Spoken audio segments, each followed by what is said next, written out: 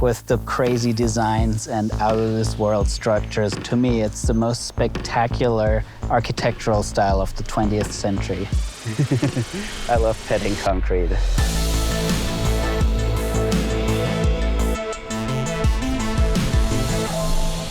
If I had to pick just one brutalist building in Berlin, this would be it.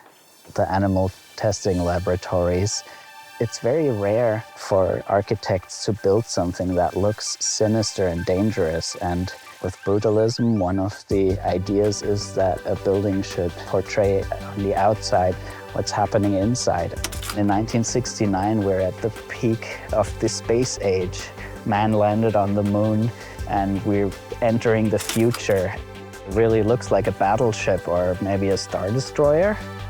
The building has been empty for a couple of years now, but still it's better than having it demolished. This is one of the most spectacular examples of organic brutalist architecture. The cool thing about it is everything is handmade. You see all of these little board marks. It's so labor intensive. Nothing is hidden behind plaster or behind paint. Everything is as raw and as unapologetic as it can be. Constructing in Berlin in the middle of the Cold War and the nuclear threat, you can kind of see that you want to build something that's like a fortification. There's actually a tunnel going under the street here where you would have dangerous material come directly from the Hygiene Institute to the Mäusebunker, where you can try out new vaccinations, try out new treatments. This is St. Agnes Church. It's a radical departure of what a Catholic church can look like with its staring, minimalist, monumental design. Let's go inside. The term brutalism actually is derived from the French béton brut, which means raw, exposed concrete.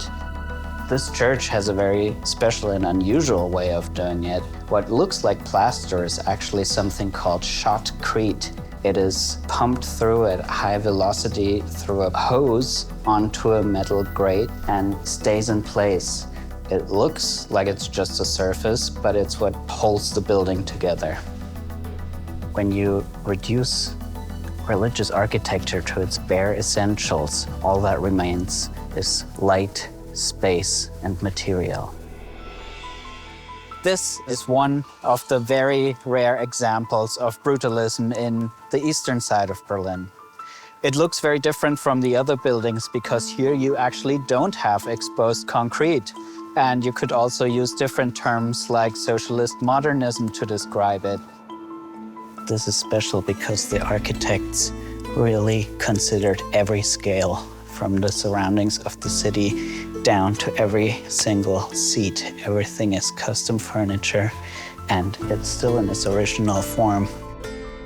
You have this brutalist concrete grid ceiling. Underneath you have pop art, light fixtures. Once more, this is a true time capsule. Now, this building might be brand new, but it actually shares a lot of the brutalist ethos. You have different levels with different materials, and they show the different functions inside from the outside. It's all about honesty and creating a very specific monumental architecture. I call this neo-brutalism.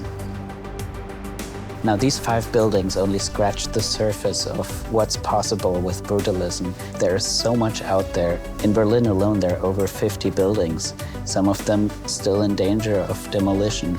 So get out there, go discovering new buildings, and maybe even help save a few.